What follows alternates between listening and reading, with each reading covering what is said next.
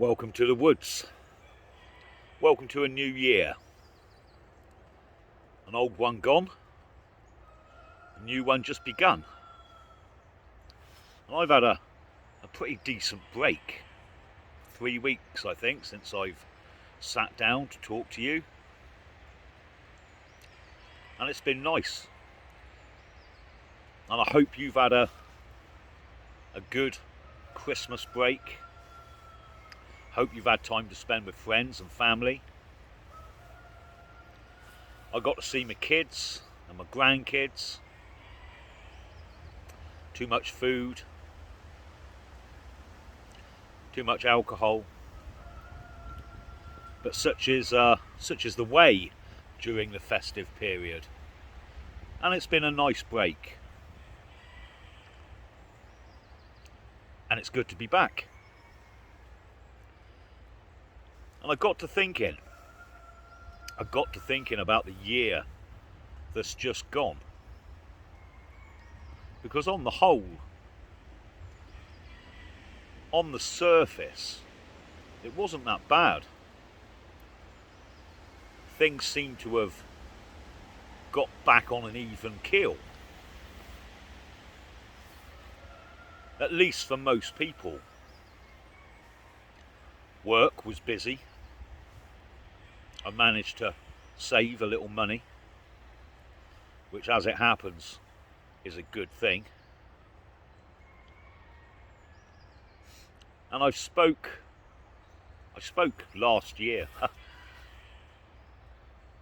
about how most people seem to have had a group amnesia regarding what happened 2 years ago.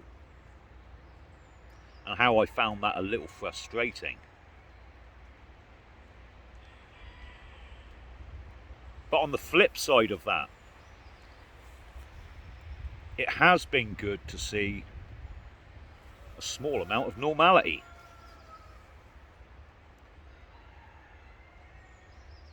But there's been obstacles and challenges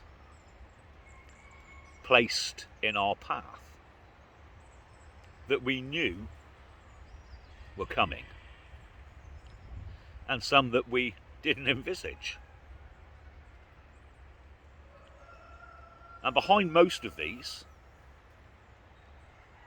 seems to be the never-ending grab for money.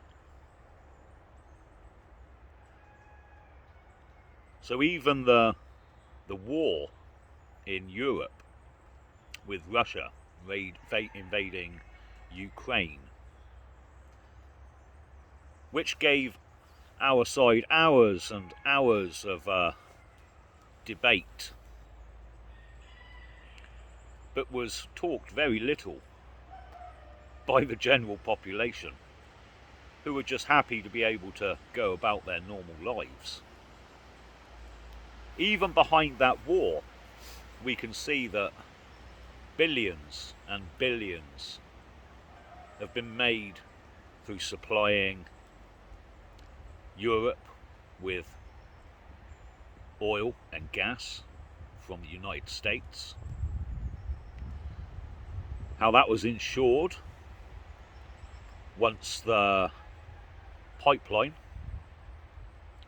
was attacked and destroyed, or at least partially destroyed. How some of those billions sent from America to the Ukraine found their way back via some dodgy crypto company back into their own pockets. Kinda like a money laundering process, where the public funds are taken with one hand, passed through several countries and companies, to be taken with the other hand and put in your own pocket. Now maybe that isn't what happened, but it does look that way. And we saw during the COVID fiasco how major corporations and individuals made billions and billions, a money grab amongst much else. And that continues with any crisis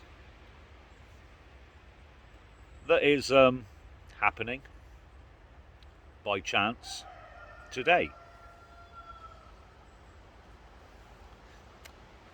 And as much as on the surface everything's been relatively normal, behind the scenes their little games, their plans, their agendas continue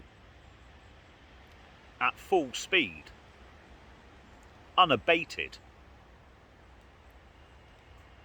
I did a video talking about the 15-minute cities, and that's been spoken about now by many others.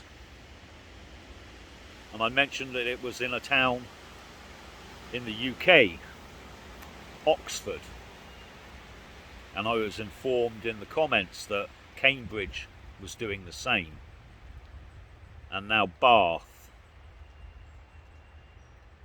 And it's with no shock that I'll tell you that every city and major town in the UK has signed up to do this. And as per usual, they're clever about it. They'll call it traffic calming measures, or a pedestrianisation scheme to make the town centre more pleasant for you. When in reality, it's just a restriction. It's a never-ending list of restrictions and obstacles that will require you in the end to forego your car, because they don't want you in your car. And this all goes on behind the scenes. This all goes ahead, no matter what.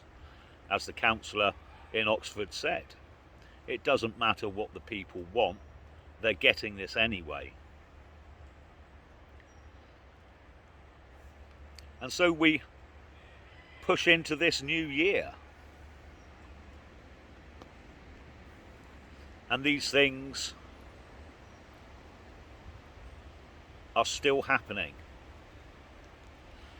combined with the never-ending, increasing, illegal and legal immigration to European countries. And again, this is part of their agenda. I spoke last night to a very young man on his channel from Ireland. A small island is our island, being swamped, literally swamped, with people from Asia and Africa. And they're unsure how to deal with this.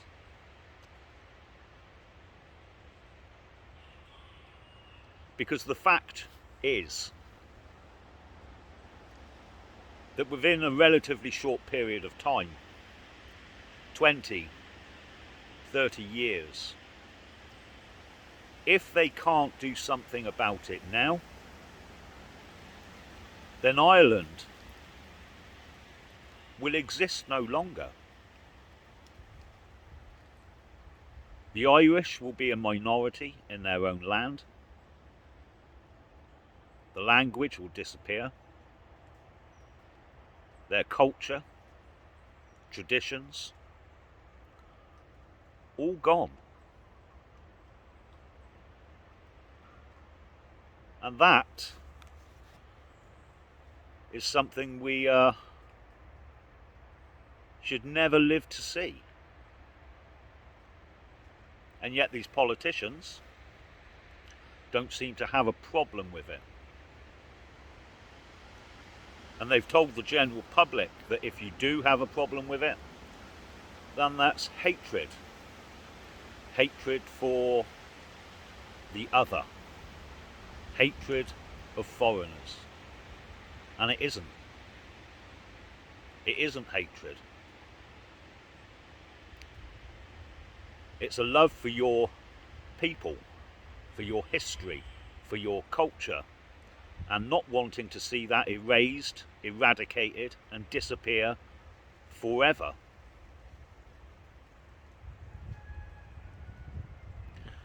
And you see, people are much easier to control when they have nothing to group around, nothing to connect them. So over the years, they've done their best to destroy family, community. We can all see that. The difference between how it used to be and how it is now. People living individualistic, atomized lives. Not knowing the people in your own street.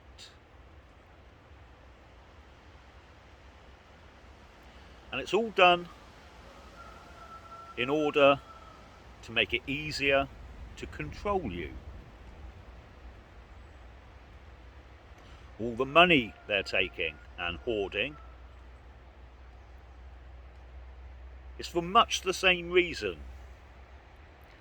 Because shortly we're going to become aware of why all of this happened. And that is the change in the whole financial system.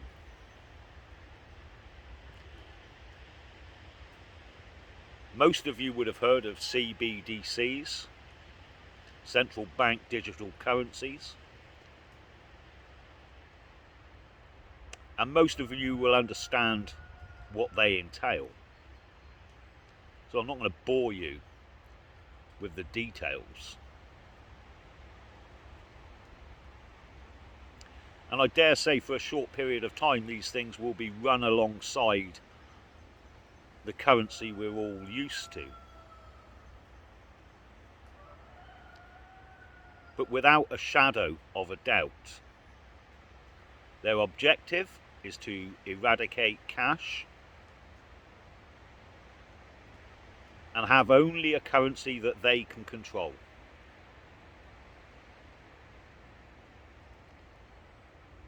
That is probably the most dangerous thing for humanity that has ever happened.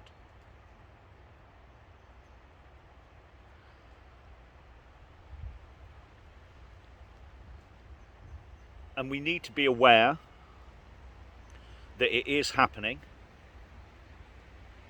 and push back against it.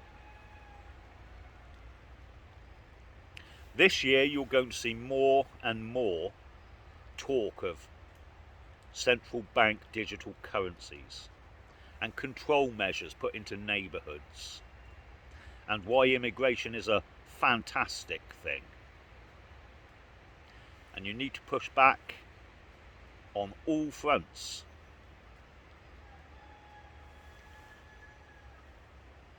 And I'm not going to leave this first conversation with all of that depressing stuff, because over the last year I've seen some really, really good things happen. Really good things happen. More and more people becoming aware of what's going on.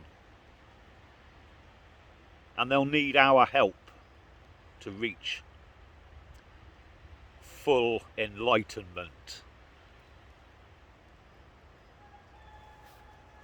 Started to rain.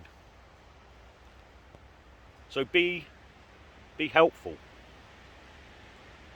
And when I first started this channel, a lot of it was about me living off grid. And I'm going to do a bit more down that avenue, because it's become a viable alternative now to many, many people. Personally, I've helped 10, 15 individuals, families, do exactly what I did: to buy land, build a home, move off grid, disengage from the system, and become more self-sufficient. I'm working with different groups that are doing this, and one of the most encouraging things I've seen over the last year is the attitude change. When I first started doing videos, people thought that the way I lived was a little bit weird. It was definitely not something that most people could do. There were commentators on the right who said it was actually counterproductive. Well, that seems to have changed over the last 12 months. I've had countless conversations with people on our side of the fence, content creators, and people like you and me. And more people are seeing a way forward by disengaging from the system and becoming more self-sufficient. And that can only be good news.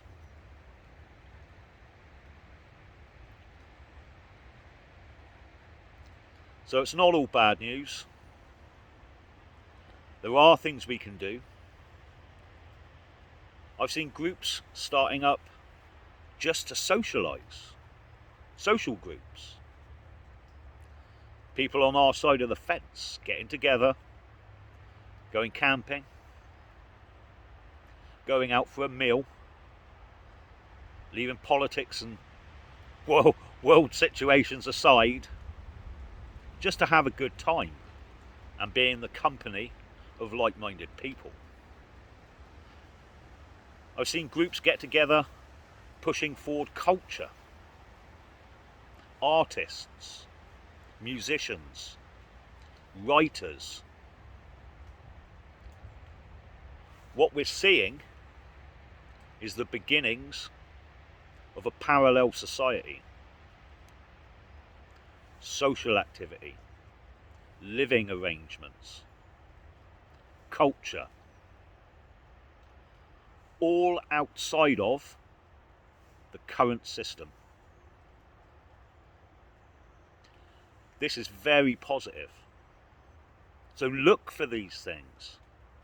Look for these books written by our people, the music produced by our people. Support them. The businesses owned by our people. People like you and me. And we can build a parallel society.